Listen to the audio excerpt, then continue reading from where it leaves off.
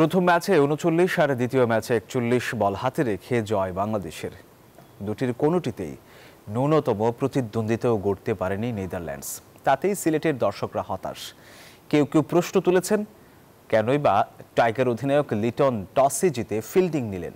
কিন্তু ওপেনার তানজিদ তামিম বলেছেন, home advantage কাজে লাগিয়ে সিরিজ জিততে পারায় খুশি টিম টাইগার্স। এছাড়াও এশিয়া কাপের প্রস্তুতি নিয়েও সন্তুষ্ট এই টাইগার ওপেনার। ম্যাচ শেষে সালাউদ্দিন টনি হ্যামিং এর সাথে লিটনের লম্বা আলোচনা। তৃতীয় ম্যাচের উইকেট নিয়েই কৌতূহলী বাংলাদেশ ক্যাপ্টেন। তবে কি শেষ ম্যাচে আগে ব্যাটিং এর পরিকল্পনা করছেন লিটন দাস? সোমবার দ্বিতীয় টি-20তে লিটনরা জিতেছে 9 উইকেটের বড় ব্যবধানে। তবুও যেন দর্শকরা খুশি হতে পারেননি। অনেকেই প্রশ্ন তুলেছেন, Gold's Gym across 30 plus countries with over 700 plus locations worldwide. Train anywhere, belong everywhere.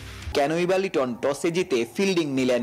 500 টাকা দিয়ে টিকিট কিনলাম, 150 রান হইল না, বাকি 350 টাকা আমরা হয়ে গেল। কোনো মজা পাইছি না ভাই, আমরা কোনো ফিলিংস পাইছি না। 200 রান বা 200 প্লাস মানে একটা চেষ্টা করবে, এটা দেখার জন্য আমি আসছিলাম। আমরা আরো বড় বড় টিম চাই, অস্ট্রেলিয়া, নিউজিল্যান্ড, ওটা চাই, আমরা সিলেটের মাঠে খেলা চাই ভাই।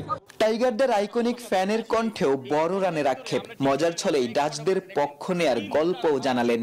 বাংলাদেশ টসে জিতুক, আরো ব্যাটিং দরকার, 20-30 রান দরকার, 220। মজা বেশি হচ্ছে যখন নেদারল্যান্ড মাঝে মাঝে দেখলো লাস্টের দিকে 2টা 6 মারলো, দর্শক তালি দিতেছে। সবাইকে নেদারল্যান্ডসের পক্ষে একটু সহানুভূতি দেখালো, যেহেতু নেদারল্যান্ড এত দূর থেকে আইছে, মানে 100 রানও হইতেছে না।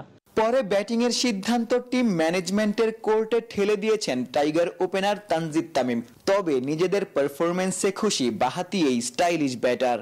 ক্যাপ্টেন, কোচ এবং টিম ম্যানেজমেন্ট ভালো বলতে পারবে, এটা নিয়ে আমি কিছু বলতে পারবো না। আর সব ম্যাচে আমাদের জন্য অনেক ইম্পর্টেন্ট, কারণ প্রত্যেকটা ম্যাচ ইন্টারন্যাশনাল ম্যাচ।